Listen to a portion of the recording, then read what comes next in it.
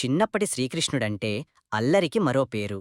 రోజూ ఎవరో ఒకరు యశోదాదేవి దగ్గరకు వచ్చి, మీ కృష్ణుడు మా ఇంట్లో వెన్న దొంగిలించాడు, మా పిల్లల్ని ఆట పట్టించాడు అని ఫిర్యాదులు చేసేవాళ్ళు. ఒకరోజు అల్లరి హద్దులు దాటడంతో యశోదాదేవి ఈరోజు తప్పకుండా బుద్ధి చెప్పాలి అని నిర్ణయించుకుంది. అది తెలుసుకున్న బాలకృష్ణుడు భయంతో దాది పాండన్ అనే కుమ్మరి ఇంటికి పరుగెత్తాడు. అక్కడ ఉన్న ఒక కొండలో దాక్కున్నాడు. యశోదాదేవి ఆ ఇంట్లోని అన్ని కొండలూ వెతికింది. కాని కృష్ణుడు ఉన్న కొండ మాత్రం వెతకలేదు. ఎందుకంటే ఆ కొండపై కుమ్మరి కూర్చున్నాడు. ఇక్కడ లేడేమో అని యశోద వెళ్ళిపోయింది. తరువాత కృష్ణుడు బయటికి రావాలని అడిగాడు. అప్పుడు కుమ్మరి, నువ్వు భగవంతుడివని నాకు తెలుసు, నాకు మోక్షమిస్తానని మాటిస్తేనే నిన్ను బయటికి తీస్తాను అన్నాడు.